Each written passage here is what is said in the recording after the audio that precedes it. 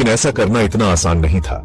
यह कंपनी मेरे जीवन का एक बड़ा हिस्सा बन चुकी थी और इसे छोड़ने का निर्णय लेना मेरे लिए एक कठिन और जटिल प्रक्रिया थी। उनके साथ यह सहन नहीं किया जा सकता है। हर दिन एक नई चुनौती होती थी और मैं खुद को लगातार तनाव में पाता था।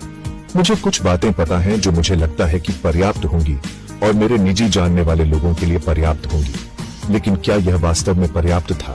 क्या यह मेरे लिए सही निर्णय था? वे स्पष्ट रूप से नहीं जानते कि मैंने लेकिन यह पर्याप्त होना चाहिए।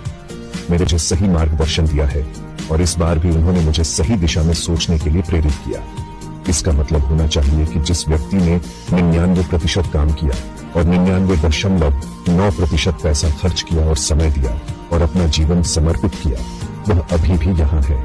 लेकिन क्या यह सब कुछ था? क्या यह मेरे लिए पर्याप्त था? यह आपके लिए एक बड़ी बात होनी चाहिए, लेकिन मेरे लिए यह एक नई शुरुआत का संकेत था। अब क्या मुझे लगता है कि यह 2025 में बहुत बड़ा होगा? हाँ, मुझे लगता है कि यह एक बड़ा बदलाव होगा और यह मेरे जीवन को पूरी तरह से बदल देगा। और अक्सर जब मैं संख्याओं का उपयोग करता हूँ और मैं कल्पनात्मक चीजें दे रहा हूँ, तो मुझे लगता है कि मैं व्यक्तिगत रूप से क्या मानता हूँ। यह मेरे लिए एक नई दिशा में कदम रखने का समय था। मैं कंपनी का प्रवक्ता नहीं हूँ, मैं सिर्फ अपने अनुभव और अपने विचार साझा कर रहा हूँ। मैं जो बता रहा हूँ वह बहुत ही हल्का है, जो मुझे लगता है कि वास्तव में होने वाला है, और मैं इसके लिए तैयार हूँ। मुझे लगता है कि बहुत बड़ा और बेहतर होगा। ये मेरे लिए एक नई दिशा में कदम रखने का समय है और जो मैं कम कर रहा हूँ वह बहुत बड़ा है। ये मेरे जीवन को पूरी तरह से बदल देगा। ये जीवन बदलने वाले लिए बहुत कुछ नहीं चाहिए, बस एक सही निर्णय और सही दिशा में कदम। जितना हमारे पास अश्मेपारा के लिए अंधा चेहरा नहीं है, हमारे पास नहीं है। यह एक नई दिशा में कदम रखने का समय है।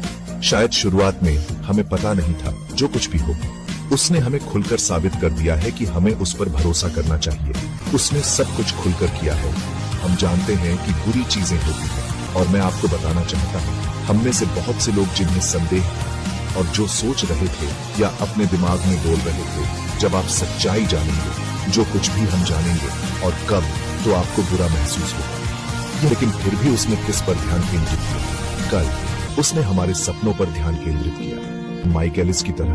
वह इसे माइक की तरह नहीं कहेगा, लेकिन वह आज आपको कैसा महसूस होता है इसकी परवाह नहीं करता है।